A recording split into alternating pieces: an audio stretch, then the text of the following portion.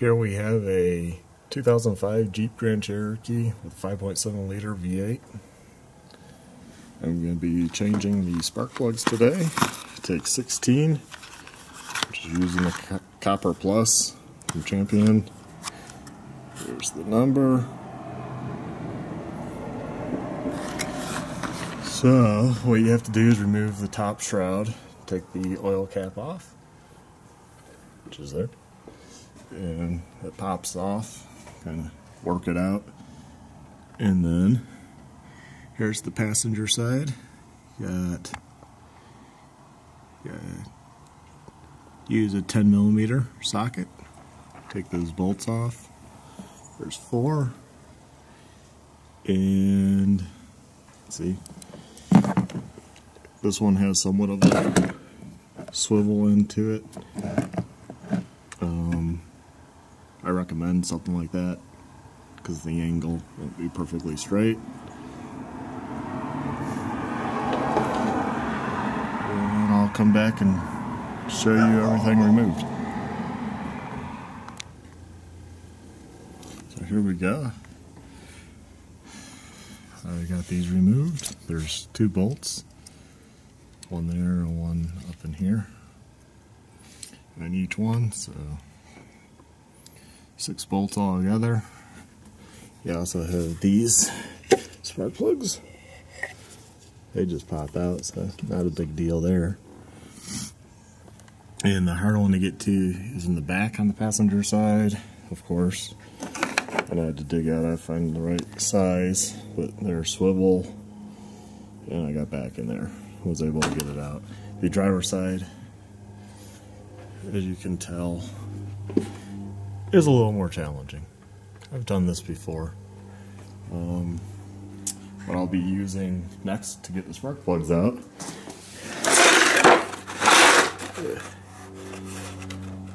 is this nice little kit. And there's the part number. Oops. 41740. What it is, zoom out, it's swivel spark plug sockets. Sizes, they all swivel. You just use the one that works, and it makes it a lot easier. I don't know, I think this kit was like 40 bucks. And by the way, the spark plugs were cheapest at Autozone actually, and they were $2.09 per plug, and even with tax it was still cheaper than Rock Auto with the shipping they add. And I just did it online, pick up at store, and they had them this morning, and I did that yesterday, so I don't have to wait for shipping from anyone. And like I said, they were the cheapest. Amazon was $5 a plug. So we'll come back and take a look at the spark plugs, see what they look like after I pull them out. So this is what I used on the passenger side. I used that special socket with another extension. I was able to get to all of them this way, just route it around those rear lines in a way and through there. It works. Not too hard. And here's the spark plugs, placed them in order as I took them out. This side, so this is 30,000 miles.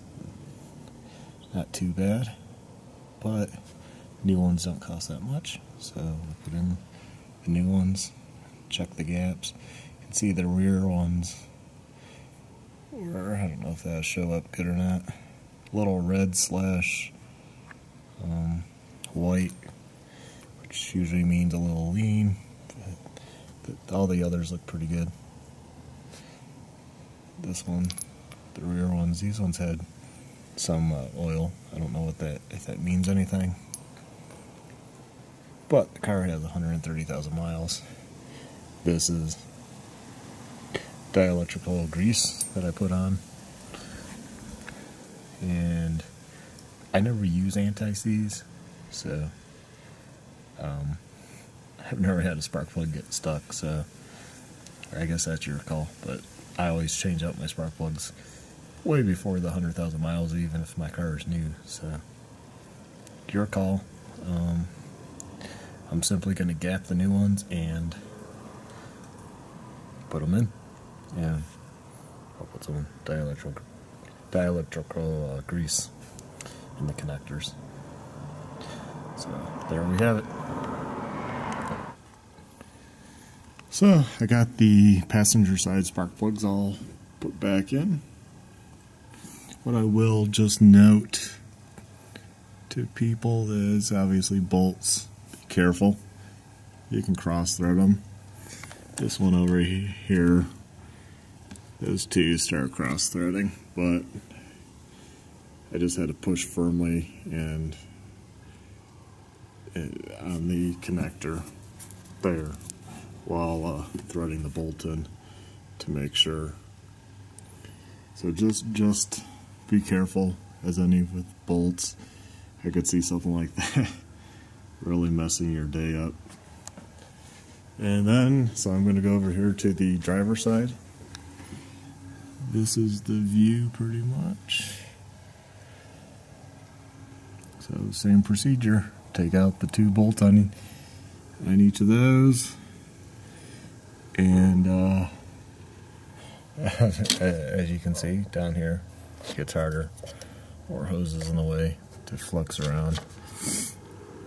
Actually, if I recall, this one's easy. That one wasn't too bad. It was these two, just by the boxes, that kind of sucked. So I'll give any more pointers as I go. So there we have it. So here we go, we're back. I'm back and got this side done.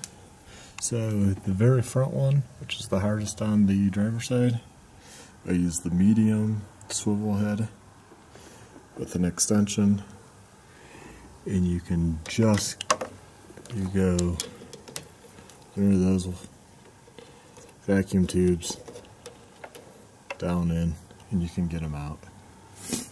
That spark plug for the 10mm bolt down there, right down there, as you can see. No extension. Top one extension. You can use extension on the next plug over. And that's pretty much it. All done. I think this probably took about an hour, and I'm filming, so you know, there's a lot of plugs, maybe an hour and a half. Longest time, as you know, is always getting the tools so out and ready, and then putting stuff back. But I would definitely get that kit. That's, you know, it's again KD service kit, and I think it was like $40. Part number 41740. It says it has a lifetime warranty. That's probably one of the niftiest things. So I used the medium one and the longest extension, and then the short one. Yeah, you're not gonna use that for these because the plugs are recessed, but other applications. So that's it for my 2005 Jeep Grand Cherokee Limited with the 5.7 liter Hemi. And I do believe they changed the plug designs on 2006 and up. So I have one of the, you know, that's why it's all complicated with all of this mess of wires.